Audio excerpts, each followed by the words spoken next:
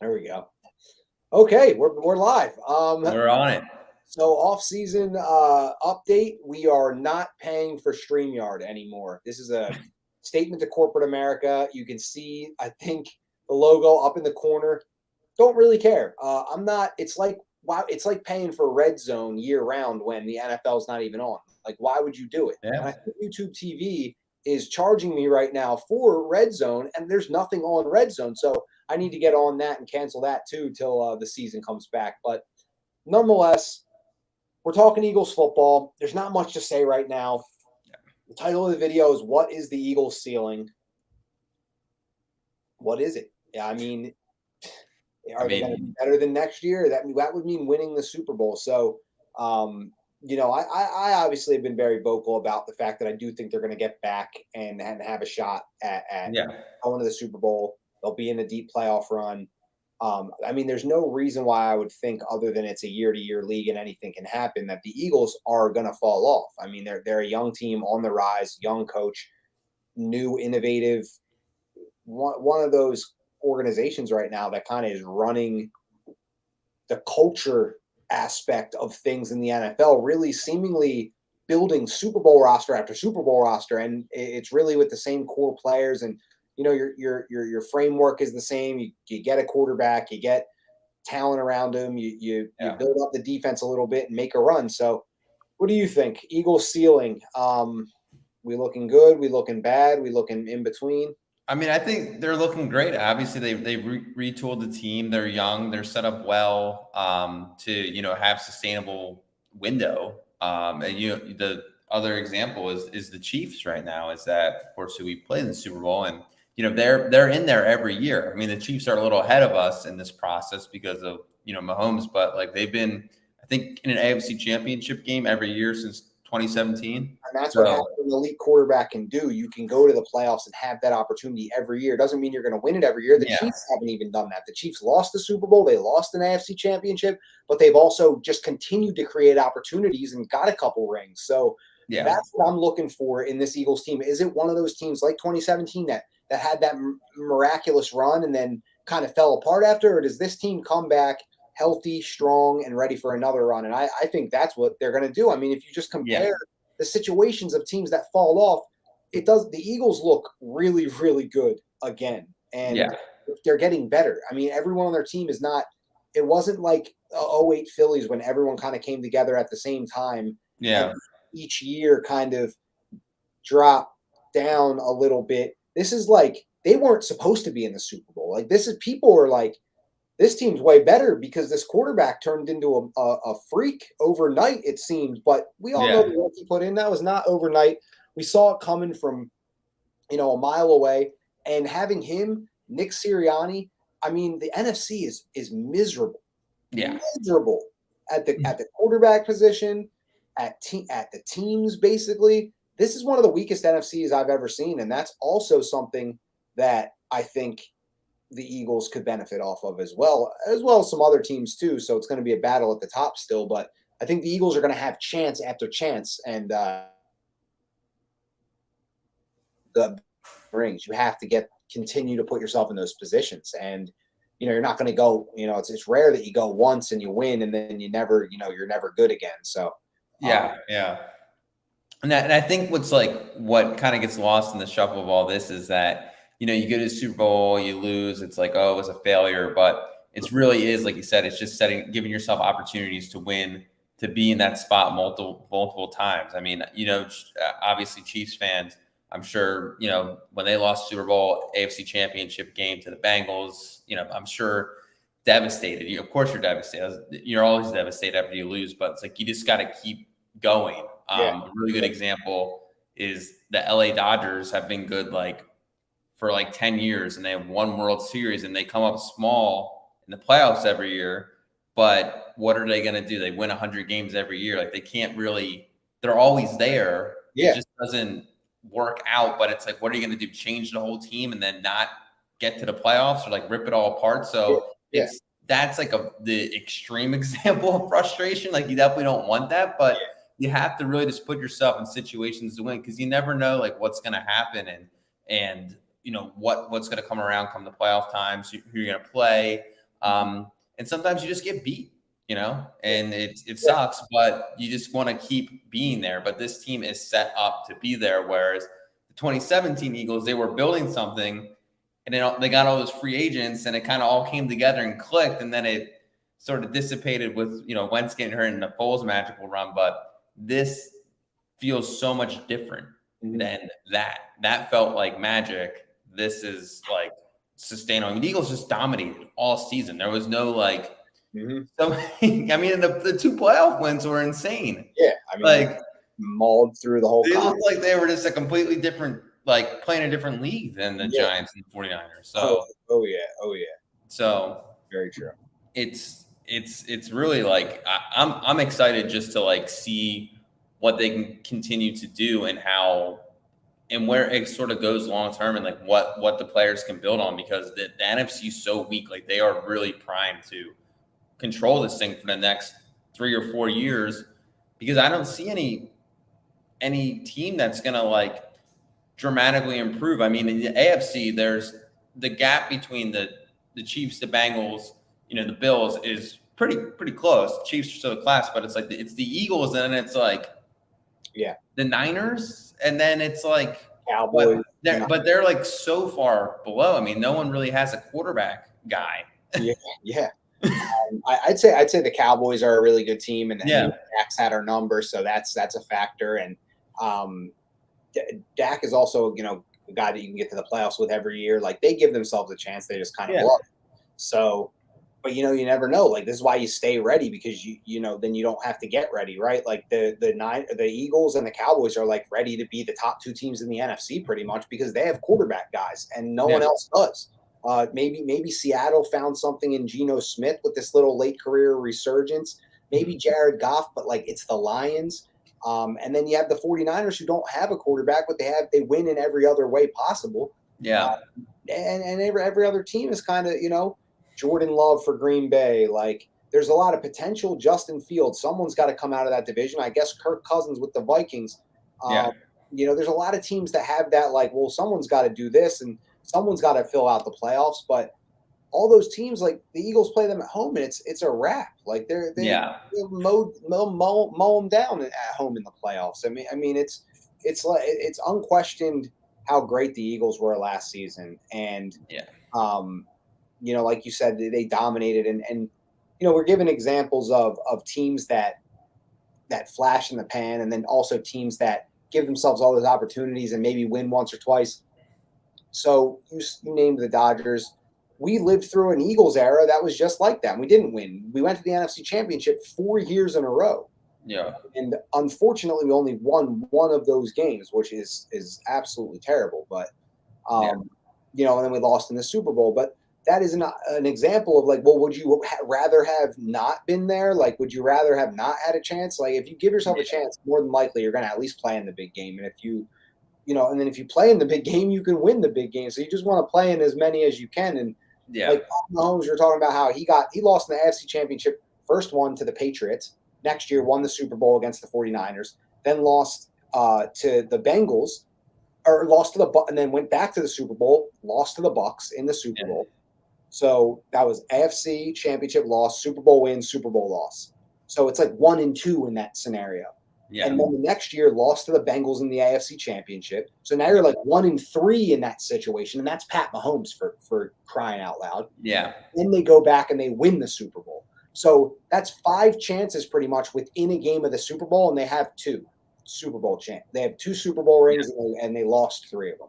They lost 2 AFC Championships and a Super Bowl. So you're going to lose a couple, but like you said, you just keep doing it, and that's what I want to see out of Jalen Hurts, is to be the Pat Mahomes of the NFC. Be the guy that everyone's man, no one can beat them because he's just too good, and they have talent around him, and they have a great team, and their coach is good. That's what we have to become in this era, because while Dak is really good, he is, they seem to not be able to get over the hump. He turned 30. So who knows what the future with the Cowboys is? They have their head coach is going to call plays. It's now or never for them. So the Eagles, I feel, have a larger window than a lot of these teams. That's another thing people aren't thinking. Even if Geno Smith is good and you catch that little flash at the end of his career, he's over 30 years old. And again, quarterbacks play a little longer, but it just starts to, unless you're great, you're going to see it starts to get a little stale, like you're on kind of thin ice. You have a Yeah. few years and then teams are going to be like, all right, there's these good young guys that come out. They're a lot better than you are at this point. So they start to move on if you haven't done anything. So it's really now or never for like Geno Smith, Dak Prescott. They have a couple year window. Like they're not going to get that much time. So Jalen Hurts is 24.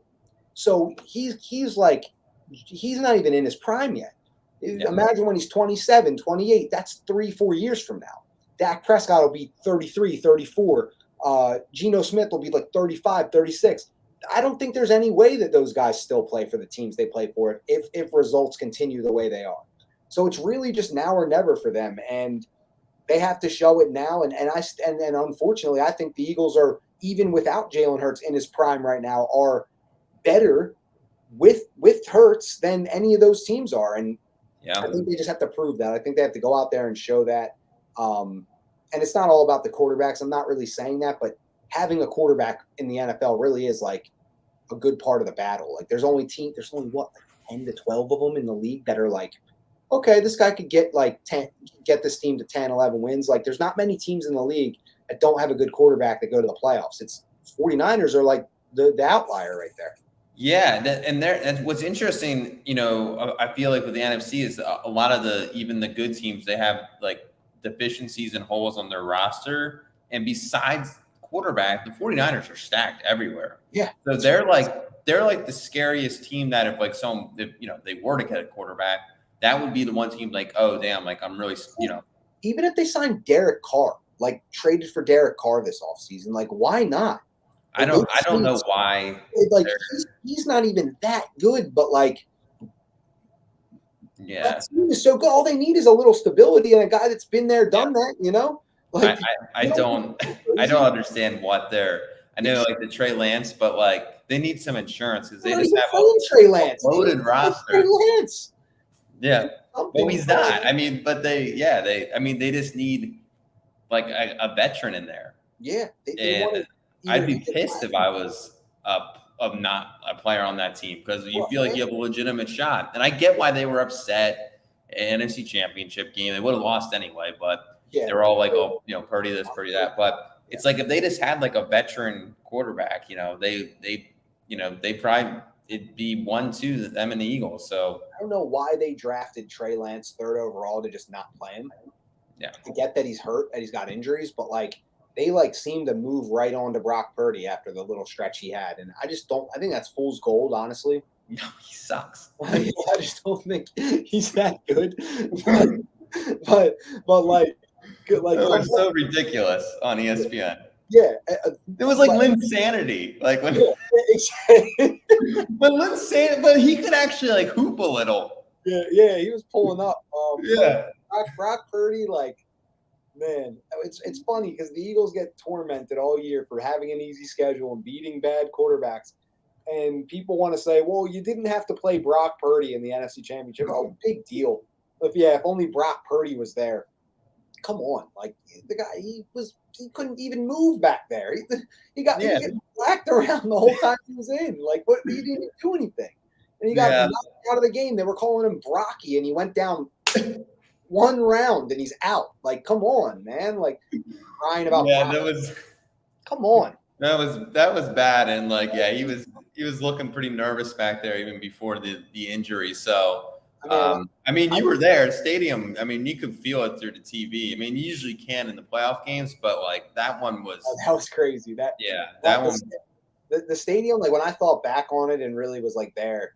I said this on other like live streams too. First of all, you could like feel it like rocking, like it was shaking that day, like it was just vibrating pretty much. Like maybe it was just the energy in the air and all that, but man, it was rocking. And it just felt like, we've been to the Link, we've sat in the top seats and all that. I'm not kidding. It felt like there was less space in the stadium. Like it felt like I just was like packed in so tight because of that. It was just like there's so much like energy, and the field looked smaller. How fast that defense is and how fast the game speed gets. Like, how they say like preseason's one thing, and then regular season's like another speed, and then when it gets to the playoffs, it really goes up. Like you were watching the highest level of football being played, and it didn't look like either offense had much to like. If you go back and you look at the stats of that game, everyone's like Jalen Hurts had a mediocre game. Look at his stats. Look at the stats of our whole offense. No one did anything. But we put 31 points up because we just kept murdering them on defense. They literally had no passing game because we took their 2 quarterbacks out of the game. So we just kept getting good field position and running the ball and like steady offense. And it's not because like for any other reason other than the Niners defense is like legitimately the scariest thing I've ever seen like live. Like, they're stacked on the. I've never seen a defense like that can cover that much ground and that's that tough and physical and fast and all of those things. It was unreal. Like you go back and you watch that game and it just was a different game. Like you've never seen a defense like that. And like no wonder Dak played like garbage. Like that defense is unreal. So I mean, you can't force things against them. Like you just have to take checkdowns and like just keep it going. And then there was a point in the third quarter where Jalen Hurts started using his legs and running. And even then he was like squeezing through holes and just getting every little like yard he could. Like for a 7-yard run, he'd have to slide real quick because they were converging so fast. Like it was insane. Some of the plays he was making and just how we had to dig for every yard and inch. And like, that's the kind of experience that I talk about mattering when it comes to, we lost the Super Bowl, but like, we just like did like the craziest things like in this playoff run. Like we dominated, but in different ways. We played in the Super Bowl and had to play against Pat Mahomes in what was basically a shootout. I mean, there's things we learn from this, and you just the hope is that you grow from it and learn from it. And if it knocks you down and you don't get back, then like you don't deserve to be there. But great teams learn from this, like the Chiefs did when they lost their first one with Pat Mahomes to the Patriots and Brady. And like I'm sure in every great's career, there's some things they had to overcome, some trials and tribulations, if you will, that they had to figure out. So just another step in the journey for me, and I'm really excited to see what they put on the field this year and see them really come, because I'm really confident in this team. Like I don't feel like this is like a fake like false hope and hoping guys come off injuries like out when Alshon and Wentz were coming off these crazy injuries and like they're older, like Alshon's getting older and Torrey Smith, we had to get rid of him. Like we have a legitimate elite offense. Legitimately, like the whole thing is like it's one of the most fun things to watch in the league. And like that's just amazing. Like finally, like how long have we waited to go into a season with AJ Brown and Devontae Smith as our receivers, and they're like 26 and 25 years old. It's like unreal. It's unreal. When's the last time you were this excited about seeing an offense knowing for a fact that these guys are like legitimately elite? Yeah, I know. It's awesome. I don't think I've been this excited. Probably McNabb, right? 04. Well, McNabb and T.O. Yeah, that was the one. Yeah. But this, Hurts is just so electric, and then having all the help that he gets around there, it's just so much fun watching him on the field. And what was also like I think really important, I actually hate the format, but the way the playoffs are set up now with the 7 teams, the 2 seed gets, in my opinion, gets totally shafted. That only one team gets to bye. But like now, because there's such a distinct advantage with the Eagles in the NFC where they're so far ahead, it's like the other side of the AFC, it's like, there's 3 teams there, the Bills, Bengals, and Chiefs, that could all legitimately be the 1 seed. I'm throwing the Ravens into that too. Honestly. Yeah. But it's just like, if you don't get that 1 seed, then you got to go win 3 games. Yeah, you might get 2 at home, but that's still like really hard to do. And then, of course, go on and win the Super Bowl. So this is like, if the Eagles can continue to dominate this window and just, win games in the way that they're like built right now, they're built to win 12, 13 games like a season every year. And that'll get you to the 1 seed. And if you get that, then you're at the link and you're in really good shape. Yeah, exactly. That's step number 1 is getting that 1 seed. If you're at the link the entire playoff run, then you're golden.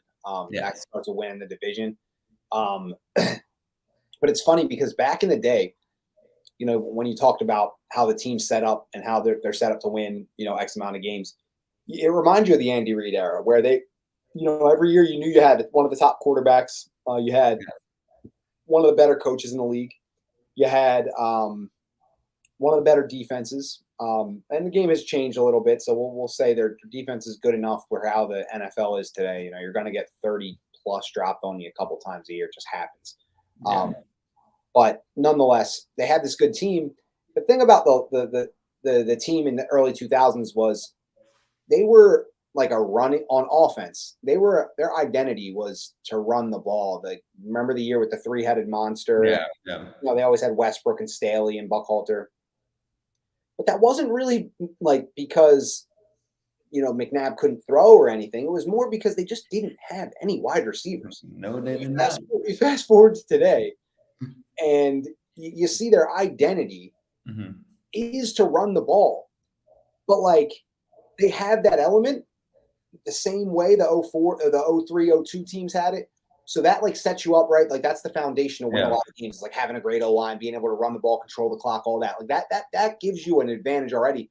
But then to have A.J. Brown, Devontae Smith, Dallas Goedert, and Jalen Hurts throwing the ball to that trio of guys, it almost makes it like unfair. Like it's legitimately like unstoppable with how explosive the offense can be with this kind of weaponry on both.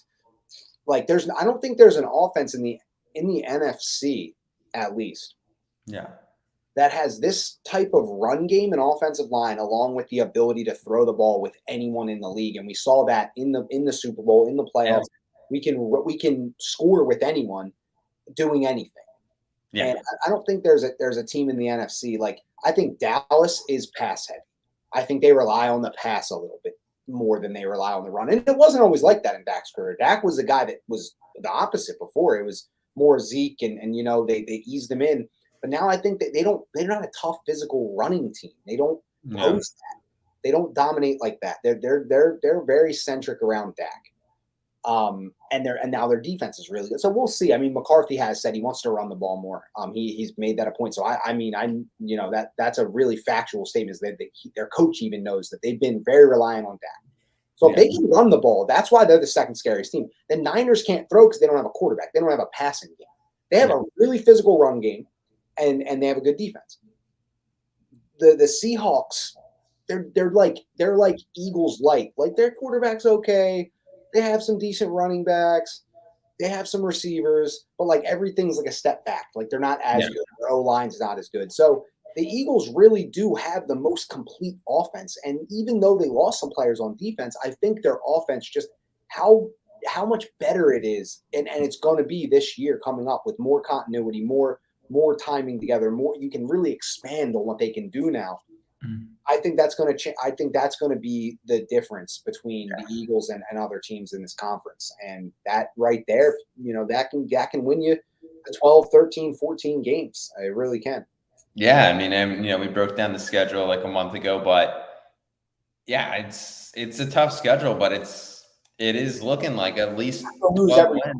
Though, right? You're not going to lose to the Chiefs, Bills, Jets, 49ers, Dallas twice. Like you're not going to lose every one of those, right? So we're going to lose a couple, but like you do burn a few games every year. Like that just happens. Like you're going to lose anyway. You're going to if those teams weren't on there, like you would have lost to the freaking whoever was, like it's fluky losses happen anyway. So you might as well just lose the good teams, and then that'll prevent losses to shitty teams. So yeah, and I think because the Eagles are just like so like what was so impressive last year is like the only way teams I felt like could make any sort of anything to stop our offense would just be a mistake, like a self-inflicted wound. Like you just didn't see much of like the Eagles just being shut down where they couldn't move the ball, receiver not getting open because again, okay, you're gonna double our receivers, we'll just run the ball, like vice versa. So whereas sometimes in years past, you see them kind of get stagnant and they can't necessarily move the ball. And that it's just like, it's so hard for another team to beat you when it's like, we can't really beat them. We just kind of hope that they make a mistake and we can sort of, and then make enough of them that we can capitalize on. And like the Sam Bradford seasons, like we'd get in like games aren't decided by a ton, but like we'd get in these like slugfests, right? and we'd get in these tough games, and then we'd have to rely on like a Bradford type guy to like drive us downfield. No, I'm sorry, I'm dissing on Sam Bradford, Sammy but B, the we loved, QB for me. we loved Sammy B. But like those kind of offenses that would score like they'd lose like 20-16, like, and Yeah, they're like, yeah, you're only down 4, so you need to drive, but you're not going to count on this offense to bring it down. In those close games in 2022, the Arizona Cardinals game, the Indianapolis Colts game, yeah, the Eagles went down and scored late in the game to take the lead, and some games are going to be like that. So even on games like you're talking about where the offense makes mistakes and kind of is in their own way and can't get into a rhythm, they still come out and they're always a threat, like at any point. So if the game's close at the end of the game, it's still the Eagles offense. It's still AJ Brown, Devontae Smith, Jalen Hurts. Like, so you still had that elite level offense, but you just didn't have a good game. So like I'd rather bank on them making a play first than most other teams. So that's yeah, kind of like when we went down 14-0 to the Jags this year, I was like, okay, like, so what? We have Jalen Hurts and like an elite offense. Who cares if it's like raining bullets? You know what I mean? It's like, yeah. No, we're gonna put the ball in the end zone a few times. Like we're fine. So that was that's kind of how I felt about this team all year. Like we're fine. We're gonna get at least one drive going. So just keep it within a score and we're fine.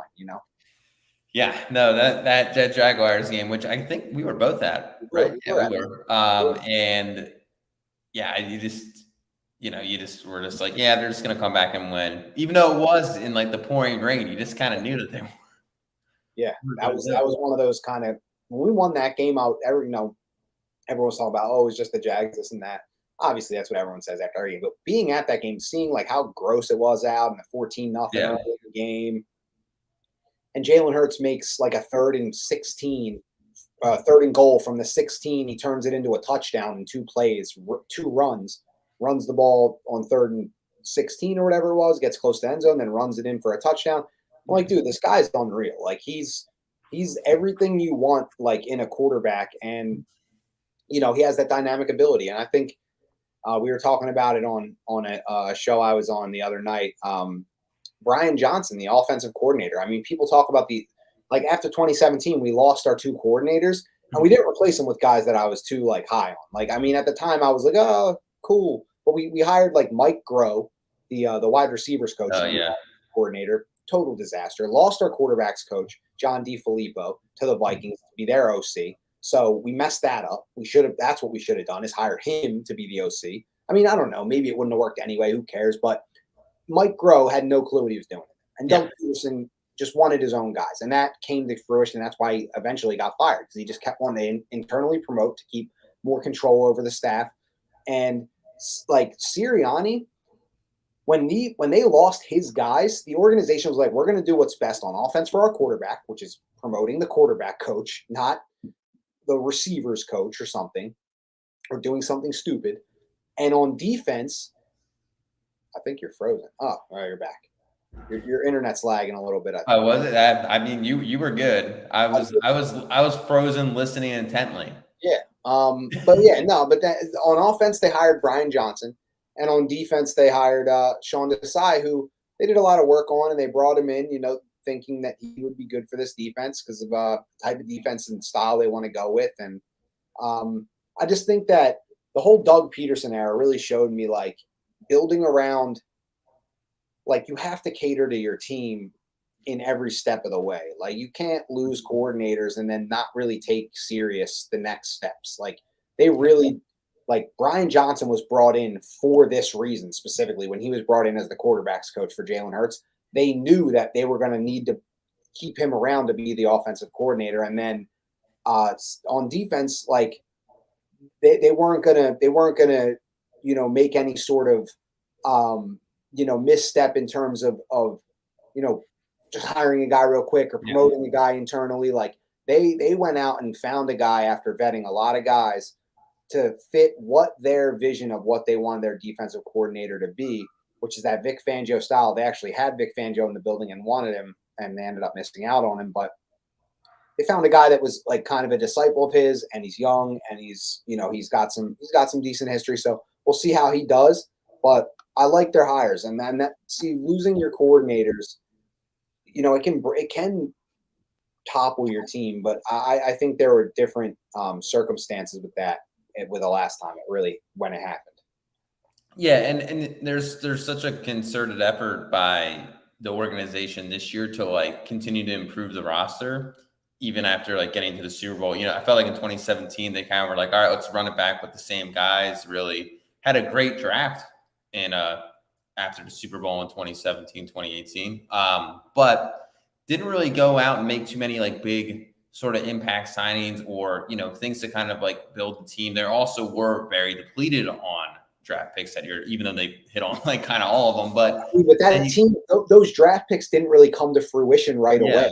Josh Sweat, Jordan Mailata, they weren't immediate contributors. Either was Avonte Maddox, and Dallas Goedert was like a second tight end to Zach Ertz. So they really helped this era, kind of like when Chip set us up with a couple decent players like Lane Johnson and Zach Ertz and Malcolm Jenkins and Darren Sproles. Like those were all Chip era players, and they more so helped Doug Peterson kind of build what he was. Same with that 2018 team. They developed those players for this team, which is crazy because you know it just happened so perfectly. So no, but I mean you lose Hargrave and then you get you get Jalen Carter and no one's unreal draft. So it's couldn't have played out better. No, it's awesome. So I'm so excited. Well, we got it's 2 weeks from today. Training starts.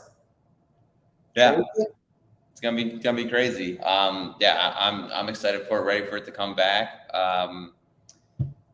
So I'm gonna be coming up. I think I'm planning my trip up. I think that's what that's what the fans are waiting on. That's what the audience is waiting on, and I'm waiting on it. Is you were saying all off season that you want this schedule so you can plan your fall. Now let's hear the big plans. No, I mean I just have a lot of other things in my life in flux, but I'm thinking like late because I want to time my trip up and coincide with the Phillies. So I'm thinking that week 4 Redskins game, Commanders, and then up there because then MLB playoffs start right then. So that's kind of when I'm thinking to come up because I kind of want to get both in there. 1 p.m. Washington game. That's the one. That's one I didn't really want to go to, but if you're coming up, I'll go to that with you. Yeah, I mean, no, it's not the most exciting game, but you love a game in September at the Link. Good weather. Yeah, exactly. Great weather and honestly, I was thinking about going to that game because. If I was just gonna watch it like on my own, like at my place, like I could grab like a ticket and like go to the tailgate and link up with people and stuff. So I was considering it honestly already. And if you're gonna be around, then of course I'll go to that game. I mean that's more fun to go to than like a game in like December. That's one of those just crappy games in December. Rough, cold game. Yeah, it's. I think that Washington game is October early October, like October 1st. First, right? Yeah. Perfect. I mean, that's perfect. I love a good October, nice crisp October day. We'll be at Tampa the week before, the Monday before, actually. So we gotta short turnaround time. I know. Yeah, because that's what I'm thinking. It's like, all right, I'm just gonna go straight to Tampa from where I'm at, and then up. You didn't come to the Eagles playoff run last year, did you? No. I didn't think so. So that has to be like in the works. Like that has to be like. Oh yeah, I'm definitely prepping for that as well. Like I'm literally like I'm so locked in for that this year. But I'm doing one playoff game at least. Like have to. Yeah, NFC Championship game. Gotta make it happen. Might skip the first one just to go to the second one, but just get to the second one. Those tickets were crazy last year. I felt like they were way more than 2017, 2018. Yeah, I mean, me and my dad. I mean, your dad kind of bailed us out in 2017. That was sick. That was insane where we sat. I sat in the last row of the stadium for both playoff games this year because I had to pay for the ticket and. I paid the same price for each one. Like it was about $700 for each ticket. Yeah, that's nuts. But I mean, honestly, with the Link though, I don't like. Yeah, it's better to sit lower level, but like if you're up in the back row, it's not bad. It's not like sitting at like no, it's not a lot of other places. Like it's not like you can see just fine. To be honest, though, this year I did get to be honest, the home opener, because I had such little respect for that scheduling with how crappy the game was. I got really I got like side section up at the top, like second to last row. And like so I didn't care about that. But every other game I'm going to, I have like decent seats. Like me and my cousin are going to the game in Miami, Yeah. not in Miami, in Philly against Miami, and we're sitting like upper level, but it's like almost 50-yard line, section 224. It's like right at like the 45 almost. And we're in Yeah. row 12 of the section. And we got those for like a really good deal compared to what those tickets are like now. I think I just sniped a pair early and found it and like was like, yo, we got to jump on these. Boom, texted him. He sent me the money. Boom, bought them. And like that was a really good buy. And then sitting second row in New York for the Jets game. Yeah. Tampa, we have decent seats, whatever, they're up there, but like I don't even know their stadium, so not really even counting that. And then for the Arizona game on New Year's Eve, I have seats in the lower level already. Like I copped them. Nice. Yeah, because Arizona sucks in that game. People always like lower the prices on those games because they don't know if they're going to matter. But I think the second to last game of the season will matter, just like it did last year. I mean, the last game mattered, and I went. So it was cool. It was fun. It was a good time. We really ran it up to the buzzer last year. I hope that New Year's Eve game is the game that clinches the 1 seed for us. That's what I'm saying. I think it very well could be. Who they play? They played Giants the last game of the season. Yep. Again? Yes, they do. Yep. Mm-hmm. Yeah. But last 2 or 3 games against the Giants. Maybe we should. I think the value in Washington is in that Washington game is going for like a nice pair of seats because it's probably not going to be that different in terms of price sitting lower. Yeah, that's true. Versus like if you were going to like the Niners, like the Bills game, like that's a hot ticket. Right. That's good. I looked into that. I mean, I could look at it. You know what? We have Bring it up. Yeah, let's go. Oh yeah. I think. All right. Yeah, I'm gonna bring it up. I'm gonna bring it up for sure. We're gonna talk ticket prices here to end the show out. Maybe we'll talk about this offline as well. But I want to bring them into the world of. No one's watching, so who cares? But I'm gonna bring them into our world. Into the. We love just chopping it up. I'm still so mad about Of course, the Patriots game is their home opener. Yeah, I know. That would have been so much fun. What a disaster. Yeah. We were talking about that that became the hot away game of it. I can't even get this. Honestly, I still don't want to go, but those tickets were $600. Now they're down to like $400. Yeah. Still don't want to go, but like that's insane. That's so ridiculous. $400 like for that horse crap. Like, come on, I don't want to see that. I want to watch them whack them around and get the hell out of there. I'm not paying $400 to see Tom Brady get honored at halftime. I'm just not happy. Oh, we can get standing room only for $139 at the before fees. But that's like, to be honest, that's just a very, very bad value deal because you can get like Bills standing room only for the same price. So like if you're going to do standing room only, if you're paying that same price, then you might as well go to a sit. So let's see. I always look in the back of the end zone because that's the cheapest lower level seats, and I love the back of the end zone personally. I know obviously I'm more of a side guy. I know obviously the sideline is like a better view and it's more luxury, but that's why I do it. I do back of the end zone because to be honest with you, like it just feels so good being lower level. My favorite section in the entire stadium. 129. Nope. 111. Okay, well that's like the opposite of 129. Right, opposite. That was cool. Yeah. All right. Reason being is because in 2004 when we got TO was the first year my dad like got a pack of tickets. My first game was that 03 NFC Championship, and then the next year he got like a bundle of 4, so it was like half season tickets, and they were in 111 like row 9. It was pretty sick, dude. Yeah. It was pretty sweet as a little kid to see TO like that up close. Yeah. But okay, so let's see the best deal here.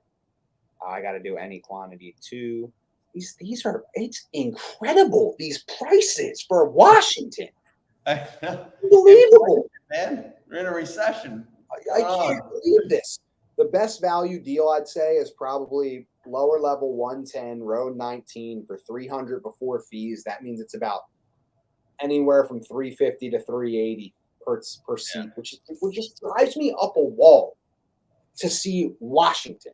Washington, come on. I know it's crazy. Like it's almost like you want to go to like road games. I mean, you could get. I got face value tickets for the Jaguars last year as like because I knew I was going to be home at that time. So I was like, all right. When they did the pre-sale, they were like 90. They're like 95 at face value. But like even like 2 years ago, it's like getting like resale tickets. They'd be like regular season, you get them for like 135, 140. You get like decent seats. Now it's like almost double. Yeah, it's incredible, dude. Yeah, it's insane. It's the prices this year after a Super Bowl appearance are just. It's such a gouge. It's like not. They weren't that bad in 2018 though. In 2021, I was like stealing my seat. Like I felt like I was in there for free almost. Like no one believed in this squad. I was there every week, and pouring my heart and soul into it. And we go to the playoffs that year. So I feel like I've been in this era since the start, and it's just. It's like where it's meant to be. It has to be, So we got to win a Super Bowl with these guys, and I want it so bad. I want to rank. I gotta get to, if I'm up there, definitely gonna get the regular season game. But for someone that doesn't live there now, it's almost like, all right, you might as well just pony up like the more and just go to like a playoff game with like these prices at this point, because it's like, all right, like it's expensive, but you might as well just like really get your money's worth and get the whole thing. Mm-hmm. Yeah. Yeah, exactly. Yeah, like you might as well just go nuts and go to just like whatever. Okay, regular season tickets like 300. You might as well 700 for the NFC Championship game. Exactly. Just pony up. It sucks, but it's like I'd rather do that than like go to like 3 games. Yeah, like that's what I'm thinking. Like this year, I'm gonna save a little bit of money on. That's why I didn't want to go to Washington. Yeah. Like Buffalo, Dallas, and 49ers because they're all, first of all, the last 3 I named are unbelievably overpriced. Like I'm talking 350 a seat just to sit in the stadium. Yeah. Unbelievable. So if I just don't go to all those, then I can save like the 350, and then boom, that's like, enough for an NFC Championship ticket. So like that's what I'm banking on. I mean, obviously you can't guarantee they go, but if they don't go, then I don't care about seeing them against all these teams in the regular season. But those are the 3 biggest like home games we have. So you got to go to like at least one of those, I think. I mean, I've seen Dallas so many times, but I feel like with all the trash I talk about Dallas on Twitter, I kind of have to be there. I feel kind of not right if I didn't go, and so we'll see. To me, that's always the best game. It doesn't really matter who comes into town, what the other teams are. Like the Niners don't even like. I don't want to go to the Niners because I've already seen it. Who cares? I mean, the Bills is kind of cool, but Bills is a cool game because I just love. I have like that spreadsheet of all the games I've been to and and then it has like the head coach of the opposing team, our head coach, the quarterback of the opposing team, our quarterback. And I just want to like collect quarterbacks that I've seen live. And Josh Allen, I haven't seen him live. And if I don't go this time, I'm pretty sure it's going to be like 8 years. He's not going to come back to Philly in 8. So he's never coming back to Philly unless. Well, he's just never. It's the only time Josh Allen's gonna be in Philly. So if I don't see him this year, I'm never going to. So I'd love to check him off the list because I've seen Dak. I don't really care if I've seen Dak or not, but I've seen Dak. I think a few times. No, you've seen a lot of Kirk. Yeah, I've seen Kirk. I've seen Kirk in Washington. I've seen Kirk in Minnesota. Yeah, we see a lot of Kirk. That's for sure. A lot of quarterback guys. Maybe we should make that an episode. Like you have to. Like we'll just have a list of QBs and like it's almost like that minefield game where like you have to click the buttons until you step on the mine. Like you have to try to guess the ones I haven't seen, and if you like, you get crossed. Yeah. All right. Because I've seen many a quarterback live. I mean, like the bums like Dan Orlovsky, but like pretty much every good quarterback you can think of from like 2004 till now. I've seen. No, you've seen them. Share of them. All right. Who do you think is the worst quarterback that you've seen on an opposing team? The worst quarterback that I've ever seen. Jeez, that's so hard. There's so many bad quarterbacks. Like, I mean, it's sad to it's sad to say, it's sad to say, but Carson. I think you're. Oh, yeah, it's sad to say, but Carson Wentz was garbage when I saw him play for Washington like this year. I mean, I know we were huge fans of the guy here in Philly, and Yeah, yeah. oh my gosh, he was really bad, but not even close to the worst quarterback I've ever seen. Like probably like I saw Kyle Bowler. He was he was pretty bad. He played for Baltimore in '04.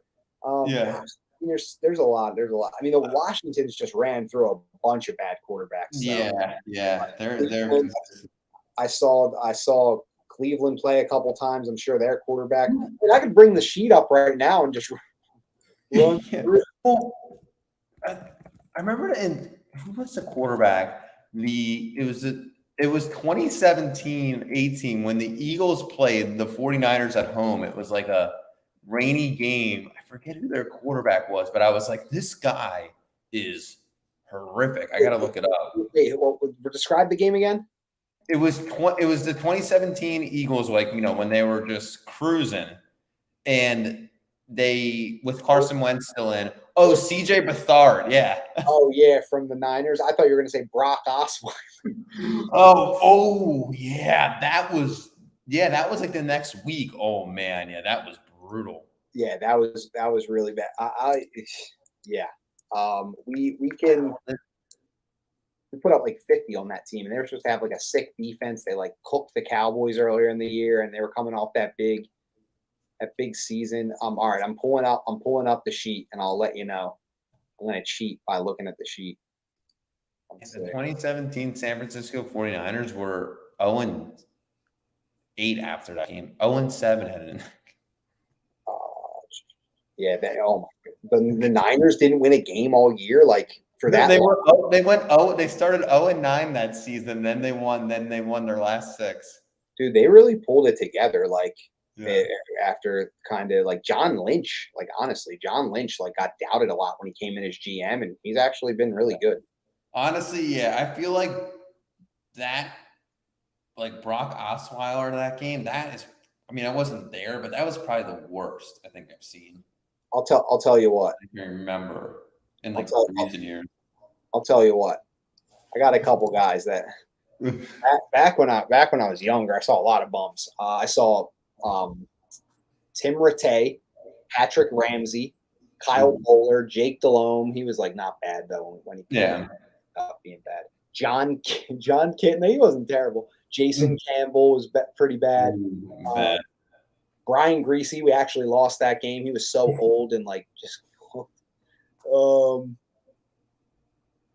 John Beck. Oh, he was rough for the Dolphins in like 07. They were like winless. They were like 0-13 coming in. And the first play of the game, it was like a kickoff return or a punt return or something early in the game. Ted Ginn takes it back to the house, and the Eagles go down like 7-0 early. And I'm like, dude, we're going to lose to the 0-13 Miami Dolphins. Like, this is horrible. But we actually did end up winning that game. Team was trash. They were 8-8 that year it's our senior year of high school. Let's see. I think that, yeah. We just saw like Brock Purdy and Josh Johnson. Yeah. I mean, I was gonna say not counting them. McNabb was really bad when he came back and played against us. I saw Dalton, but he wasn't that bad. Chad Henne was pretty bad. Austin Davis was pretty bad. Zach Mettenberger was an atrocity. Remember that Eagles Titans game in 2014 when Chip went like 10-6 and we missed the playoffs? We had the kick return. Yeah. That was sick. Yeah, the Titans quarterback was Zach Mettenberger. Oh God, he couldn't do anything back there. Yeah, I've seen a couple bad ones. We saw Case Keenum in the NFC Championship. Yeah, we did. RG3, the 2016 Eagles home opener, was on the Browns. Yeah, that was bad. I'm gonna look at the games we've attended together here. Let's see. Yeah, I have that. That's one. That we went to a lot in 2015. I wouldn't say that. Went to a couple, yeah. We went to the Saints, the Cardinals, and that Vikings home opener, and then we were at the NFC Championship together. I'm talking sat together, all that stuff. Yeah. Oh man, 20. Well, we went to that Redskins game at the end of the year in 2015. Yeah, but we didn't like sit together. That was like me. I counted that as. Yeah, we did. Yeah. Yep, we did not sit together. I mean, we've been at a lot of games. It's just, dude, remember when you went to that Jets game in 2015? Yeah, that was sick. Yeah, that was filmed an episode of Chip TV before the game. Yeah. MetLife Stadium's like it's a cool I think it's nice. Yeah, no, it's nice, and it's like it's much cheaper to get to. It's kind of the same thing. It's more in the middle of nowhere for sure, but like once you get there, it's just like you're just tailgating in a big area. Yeah, I think they have a nice big area. I think I can't wait for that. I think I got a steal in those tickets, $350 per seat to sit 2 rows behind the end zone. Like it's going to be insane being there. I mean, I sat in the same exact row, same exact section last year with Dutch for that Eagles Giants game there, where me, him, and Jason took that New York trip, and we sat section 149, row 2. Insane, absolutely insane. We're on 50 minutes of runtime, folks. People just, they, for the few that tune in, we got stuff to say. We got things to talk about. It's a podcast. It is a podcast. I mean, at the end of the day, we kind of recap the Eagles, what we think their ceiling is, what their, what their potential is for next year. Talk a little tickets. Definitely gonna take a little break before training camp. Get back to it during camp in a couple weeks, and they have the live practice on August 6th. I'll be able to see the boys in person for the 3rd year in a row at the Link. Did you get tickets to the practice? I didn't get them yet, but I will. It never sells out. I mean, you can go wherever and sit wherever. It's a good time, and I remember going last year, and I bought a hoodie in the Eagles Pro Shop, and then called a little practice, so a little routine, a little ritual, and I can't wait. I can't wait to do it. I can't wait to go and see what's popping. They even had a tailgate. The guys at 4th and John had the tailgate going for that open practice. So I was like, practice, yeah. That's how you do it.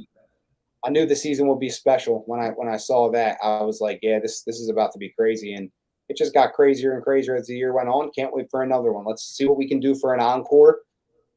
Join us back when training camp comes back, guys. I mean, look, end of the day, we're going to be around. We're going to be spitting news. We're going to be spitting facts. So we're going to be getting into it. Chopping it up. It's gonna be a big season. Yeah. We're gonna. Hey, we might bring some guests in. We might keep it funky a little bit. We might get crazy. So, we got good shows coming up. And I can't wait for these Birds games, man. We're gonna maybe we'll be sitting in this office one day recording a show on the same chair. Yeah, I think so. Yeah, I'm in, dude. I can't wait to come up to Philly in September. It's the best. Yeah.